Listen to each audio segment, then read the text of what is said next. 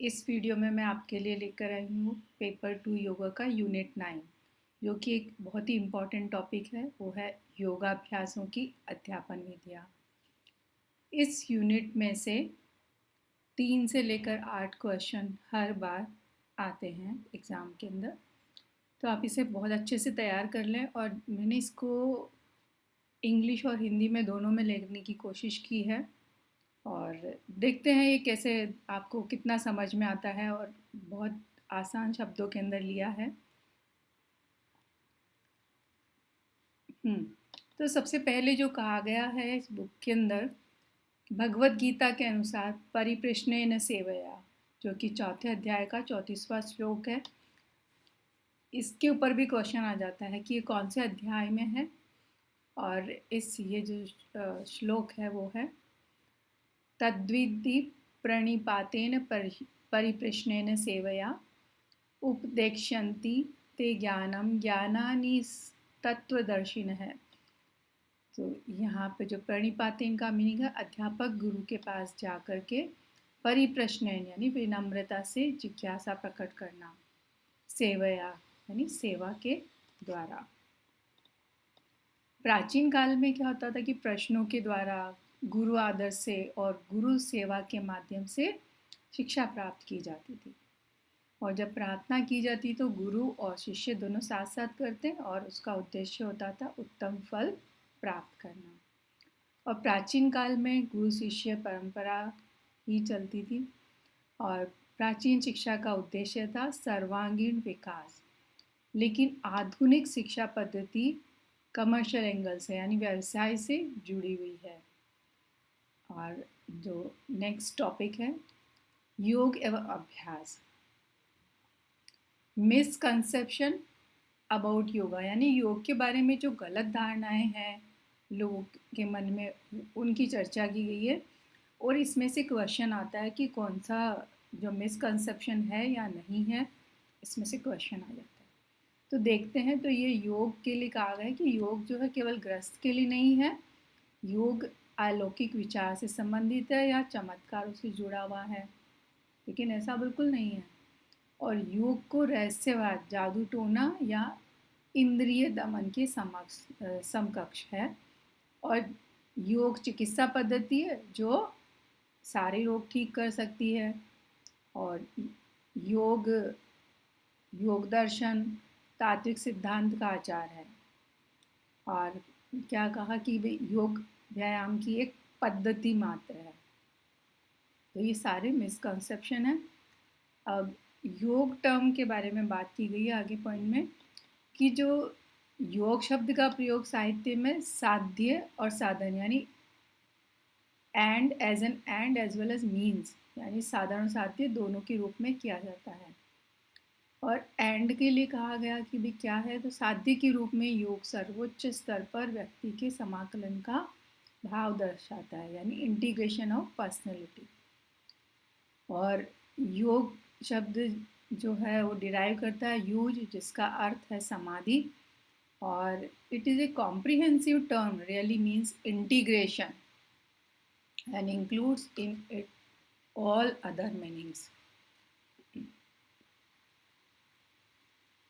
Samatvam or harmony is another word which suggests the same meaning.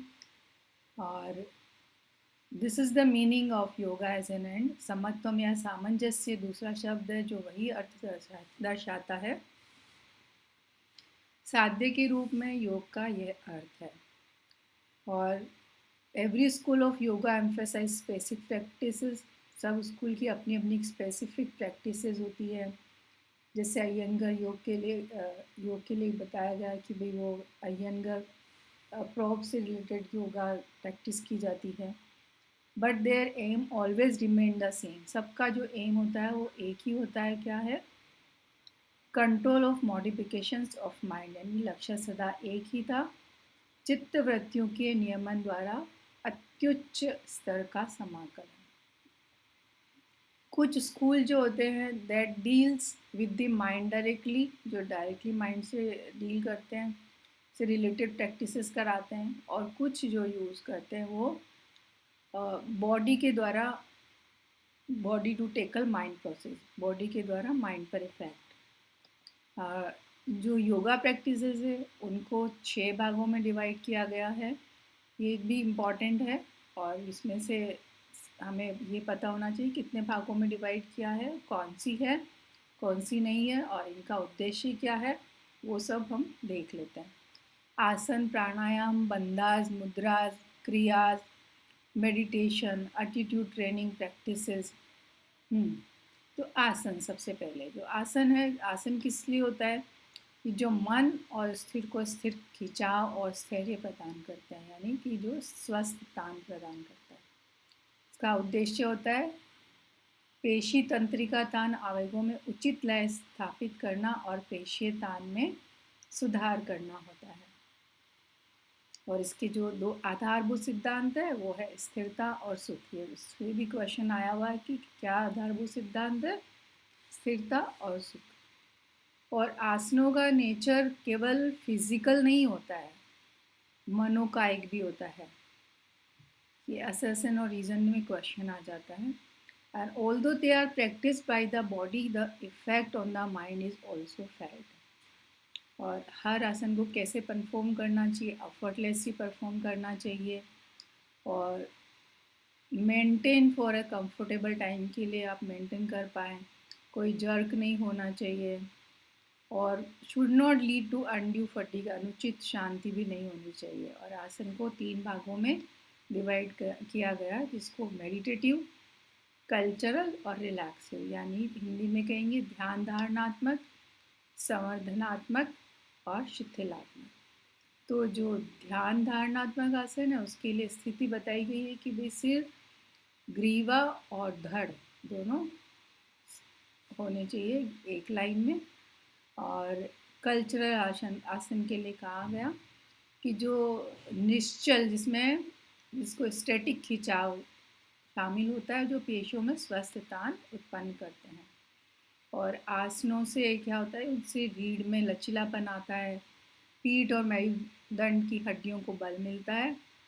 और ये they also stimulate proper working of the vital organ, जो शरीर के अंदर जो वाइटल ऑर्गन्स होते हैं लाइक थोरेसिक और एब्डोमिनल कैविटी, उनको स्टिमुलेट करते हैं ताकि वो नॉर्मल फ्रिक्वेंसी पर काम करें।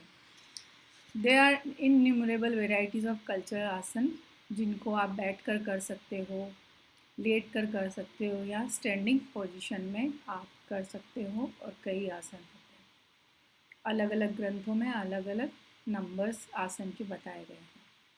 और रिलैक्सेटिव आसन जो कि खास तौर से बॉडी को और माइंड को रेस्ट देने के लिए बताया गया है, शरीर और मन को विश्राम देने के लिए। और आसन जो ये है अन्य जो योगिक अभ्यास है, जैसे आसन के बाद प्राणायाम करता है, उसके लिए पृष्ठभूमि है, ध्यान के लिए तो पर्याप्त पृष्ठभूमि प्रस्तुत करते हैं। प्राणायाम, तो प्राणायाम का अर्थ रहता है control over the respiratory impulse, यानी श्वसनिक आवेगों पर नियंत्रण। और which from one of the channels of the flow autonomic nerve impulses. प्रश्वसन, इसको इंस्पिरेशन, एक्सपायरेशन, निश्वसन। और जिनका टाइम रेशियो बताया गया है 1:1 यानी एक गिनती में आपने सांस लिया एक काउंट में, तो 2 काउंट में आपको एक्सेल करना है।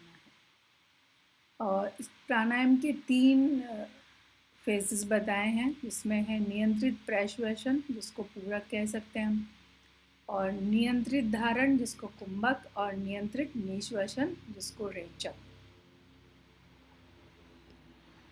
मेन पर्पस जो है प्राणायाम का वो है स्वायत्त तंत्रिका तंत्र पर नियंत्रण प्राप्त कर मानसिक कार्य को प्रभावित करना है। ये भी क्वेश्चन आ जाता है। और it is useful in higher yogic practices like meditation.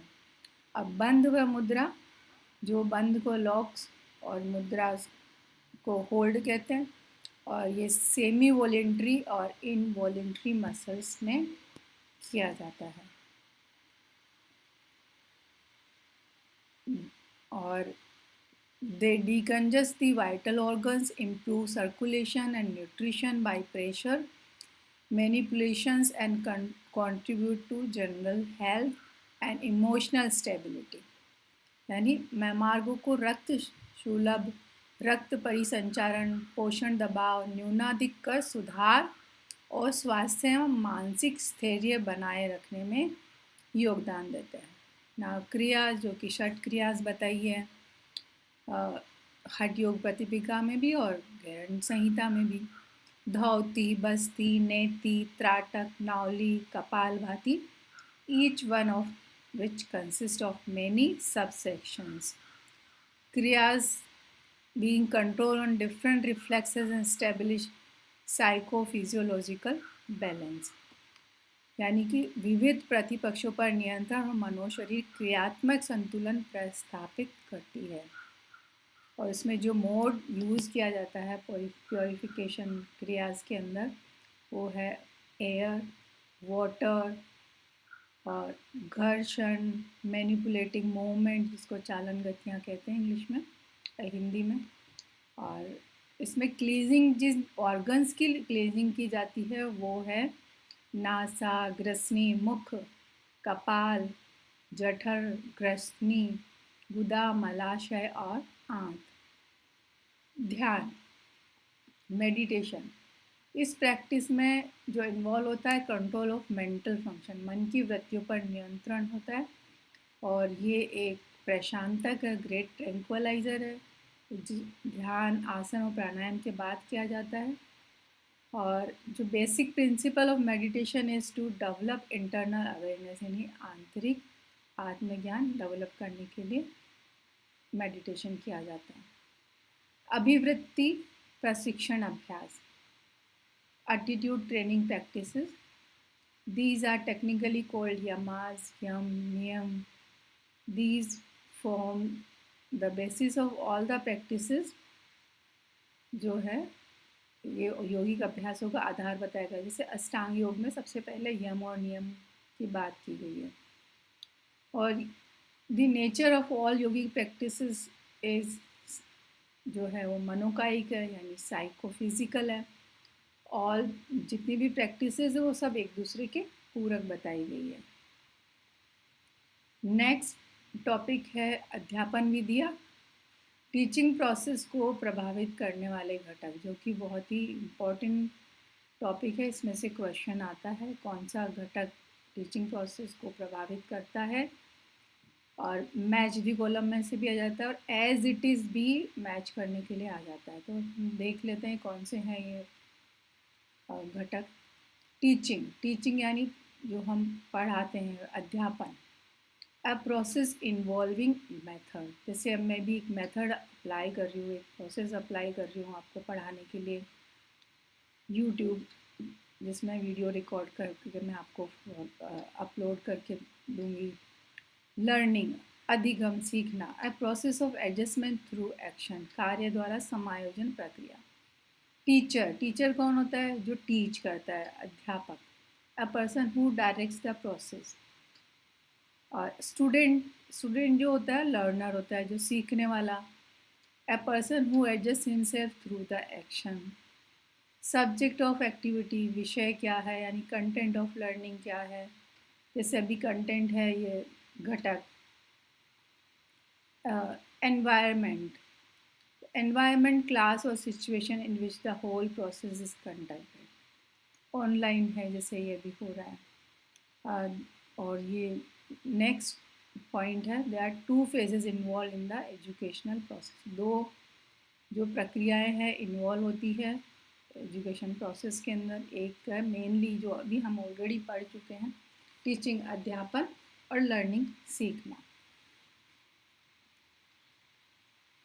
इसके लिए कहा गया कि भाई teaching consist of organisation and conduct of learning experience, जिसके अंदर टीचर और स्टूडेंट दोनों इन्वॉल्व होते हैं। बाय द टीचर ये क्रिया की जाती है। और इसका टीचिंग का उद्देश्य है छात्र में परिवर्तन लाना। और teaching is a science in the sense that it involves logical and systematic arrangement based on certain principles and teaching an art. Of course art होती है, कोई ना कोई उसमें आप आर्ट अपना स्किल अप्लाई करते हो, then you teach. Teaching as an art requires sensitivity to factors affecting the student and his environment of learning, and much which must be suitably modified according to his needs. यानी student कैसा है और उसको वो beginner है या experienced है, accordingly उसको विधि को एडजस्ट किया जाता है. लर्निंग, सीखना अधिगम. Learning is an adjustment of the whole organism by the student to a new situation created by the teacher. Okay. So now next point के लिए हम आगे बढ़ते हैं. जो next point हमारा है, teacher is essentially an educator who leads out all that is best in the student. यानी कि जो टीचर होता है, वो शिक्षक जो है स्टूडेंट में, छात्र में क्या अच्छा है वो उसको उभारने में हेल्प करता है. और whole educational process involving teaching learning, इसमें टीचिंग लर्निंग ये दो एस्पेक्ट बहुत इम्पॉर्टेंट है, जिसमें मोस्ट इम्पॉर्टेंट फैक्टर जो होता है वो स्टूडेंट यानी छात्र केंद्रित इम्पॉर्टेंट फैक्टर है जब हम टीचिंग लर्निंग की जो प्रोसेस चलती है उसमें. और अध्यापन की विधियों को दो भागों में बांटा गया है. तो कार्यों के आधार पर है, जिसमें हम थ्योरेटिकल कह सकते हैं, और प्रैक्टिकल, जैसे नाम से ही ये क्लियर है. इसको हम थोड़ा सा देख भी लेते हैं इसके पॉइंट, क्योंकि कई बार अंदर से क्वेश्चन आ जाता है असर्शन एंड रीज़न का, तो उसके लिए इम्पॉर्टेंट हो जाते हैं सारी चीज़ें. Instructional method used in the classroom for teaching theoretical subjects. The classroom methods are variously named: the lecture method, the recitation method, the project method, the laboratory method, the dramatic method, and the group discussion method. व्यवहारिक विधियाँ used for teaching practical skills on the field or in gymnasiums.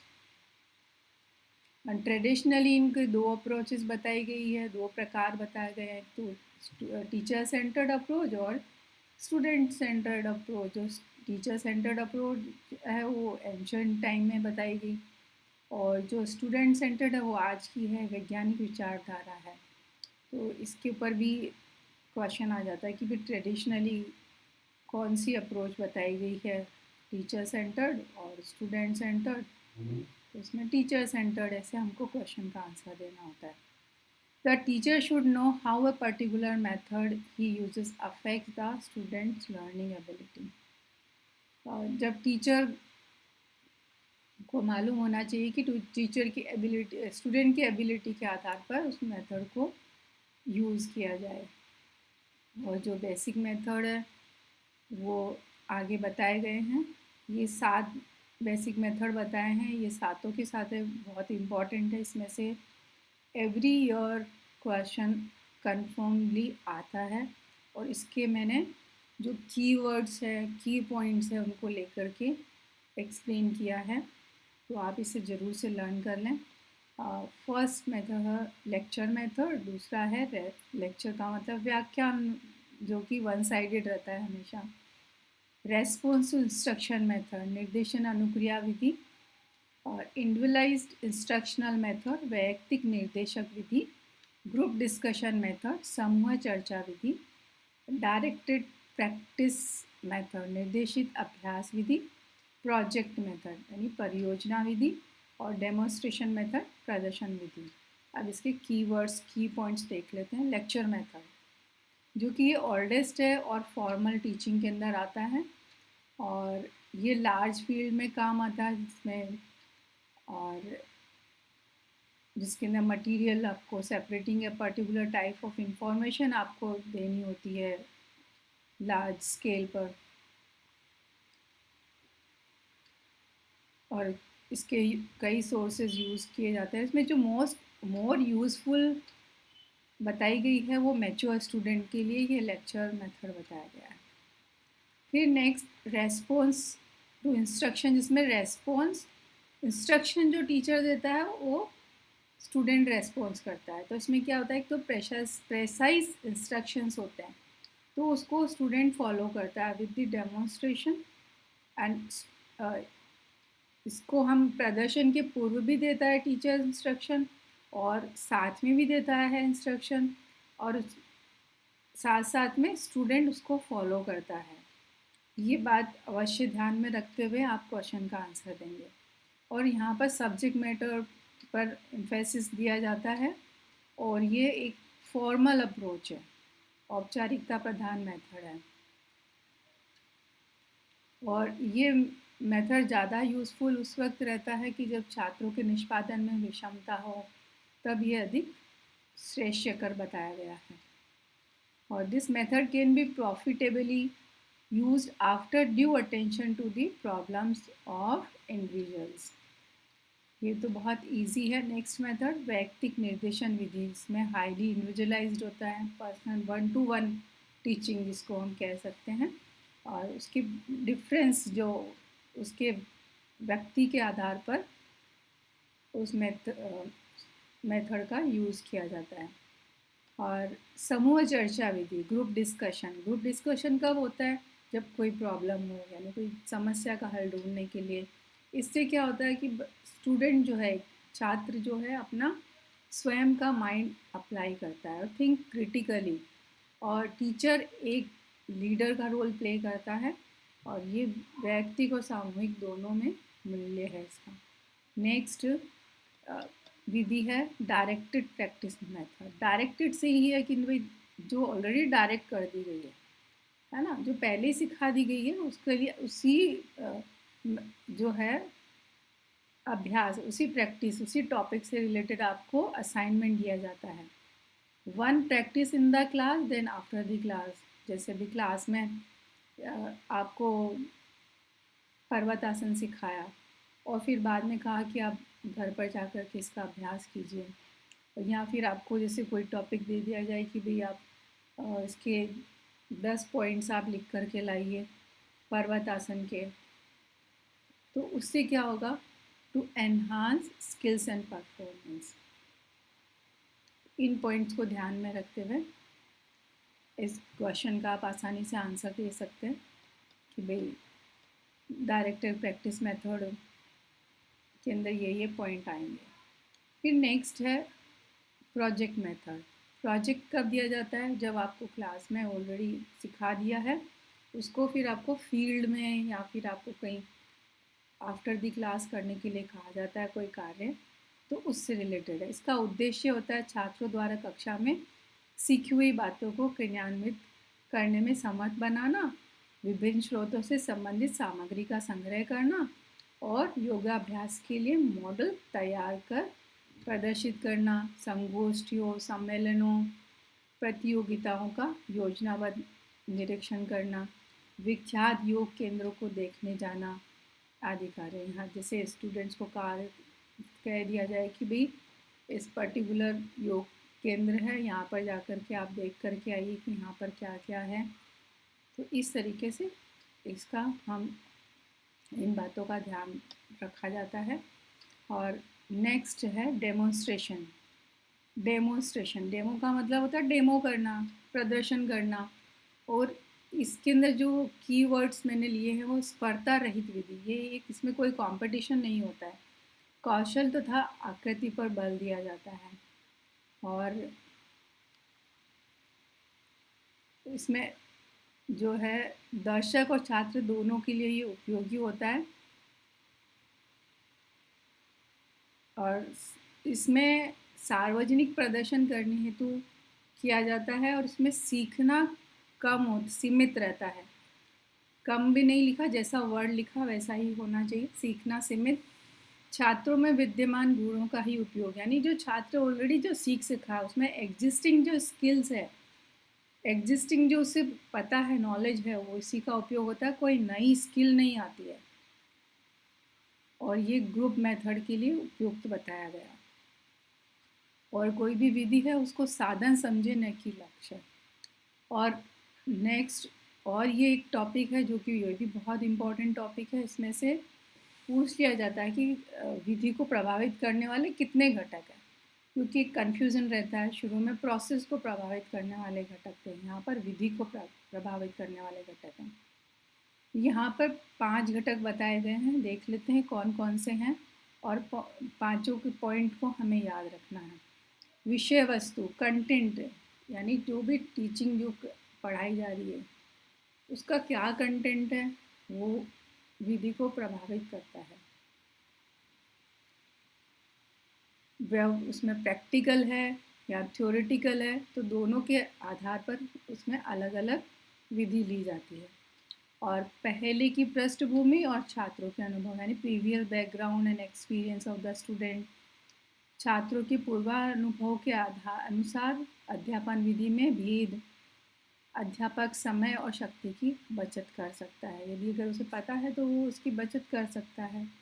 और अध्यापक, जो अध्यापक itself में से एक अलग से क्वेश्चन भी आ जाता है, असर्शन रीजन में भी आ जाता है, और क्योंकि ये बहुत इम्पोर्टेंट फैक्टर है। विधि की दक्षता अध्यापक पर निर्भर करती है। विधि स्वयं में न अच्छी होती है न बुरी, क्योंकि टीचर कैसे पढ़ाता है उसके ऊपर डिपेंड करता है। अध्यापक में गुण कौन से होने चाहिए? जेन्युइन इंटरेस्ट होना चाहिए कम्युनिकेशन में, और पढ़ाने के प्रति, अध्यापन कार्य के प्रति प्रेम होना चाहिए, और दूसरों की अभिरुचियों और अनुभवों का आदान प्रदान हो, एक्सपीरियंस शेयर करने की उसमें इच्छा हो, और छात्र की स्थिति में अपने को ढाल सकने की योग्यता हो, और the capacity of for understanding expressed and open authentic way without blaming और कंडेमिंग द स्टूडेंट्स, यानी समझने की अभिक्षमता को खुले और प्रामाणिक ढंग से बिना छात्रों पर दोषारोपण या भत्सना किए अभिव्यक्त करना, और अट्रैक्टिव यानी आकर्षक व्यक्तित्व हो, और एक अच्छा एग्जाम्पल सेट, यानी खुद का जो जीवन शैली है और आचरण द्वारा एक अच्छा आदर्श प्रस्तुत करने की योग्यता हो, अपने खुद की थ्रू लाइफस्टाइल और थ्रू बिहेवियर के द्वारा, और a sense of professional responsibility towards the students, छात्रों के प्रति व्यावसायिक उत्तरदायित्व की भावना हो। A pleasant yet commanding voice, यानी कि जो टीचर की जो है आवाज़ मधुर हो और साथ ही प्रभावी हो, उसका स्वर जो है प्रभावी होना चाहिए। और ये बात हमेशा याद रखनी है कि अध्यापक में वास कर रहा व्यक्ति विधि से अधिक महत्व, यानी जो teacher, Vidhi is not that important जितना टीचर कैसे पढ़ा रहा है, दैट इज़ मोर इम्पॉर्टेंट। वो कितना स्टूडेंट्स को जानता है, कितना अच्छे से वो एक्सप्लेन कर पाता है और स्टूडेंट्स उसे समझ पाएँ। सुविधाएं, फैसिलिटीज़, यानी आसपास में जो सुविधाएं हैं क्लास लेने के लिए, पढ़ाने के लिए, वो सब भी बहुत इम्पोर्टेंट है।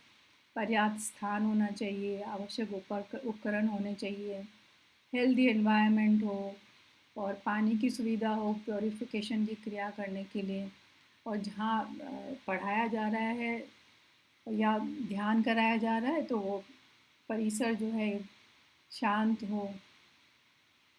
If the atmosphere is noisy, introduction of meditation techniques will be found difficult.